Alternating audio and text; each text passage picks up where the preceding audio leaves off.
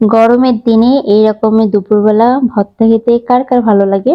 আমাদের তো ভীষণ ভালো লাগে। আসসালামু আলাইকুম, সবাই কেমন আছেন? আশা করতেছি আল্লাহর রহমতে সবাই খুব ভালো আছেন। আলহামদুলিল্লাহ আমরাও খুব ভালো আছি। তা আপনার ভাইয়ার আম ভর্তা খেতে মন চাচ্ছে, কিন্তু এখন আর কাঁচা আম পাওয়া যাচ্ছে না।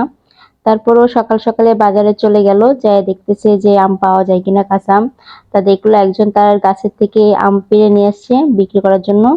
তো এখান থেকেও ১ কেজি নিয়ে আসছে, ১ কেজিতে ২ টো আমই হইছে। তা আমি বলতেছি এটা কি জিরি, জিরি করে মানে দিয়ে কুচাই দিব নাকি বটি দিয়ে কুচাই দেব? ও বলতেছে বটি দিয়ে কুচাই দাও। আর আম দুটো যে এত মিষ্টি, মানে কাঁচাই খাওয়া যায়। এটাকে আর মাখায় খাওয়ার প্রয়োজন হয় না। তারপর ও বলতেছে না আমার একটু ঝাল দিয়ে মাখায় খেতে মন চাচ্ছে। এই হচ্ছে ওর ১ম আম মাখা খাওয়া। কারণ আমরা আগে অনেকবার খাইছি কিন্তু ও খায়নি। ও হচ্ছে ব্যস্ত ছিল এজন্য ও খাইতে পারেনি। তো আজকে বাজারে যেয়ে অনেক খোঁজাখুঁজি করে তারপর হচ্ছে কাঁচা আম পাইলো।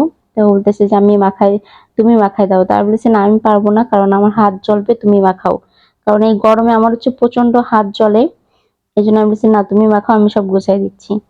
তো আমি এখানে ৪ টে কাঁচামরিচ পোড়াইছি। তো ও বলতেছে যে না এত ঝাল দিব না, কারণ অতিরিক্ত গরম। এত ঝাল খেলে আবার পেট খারাপ করতে পারে।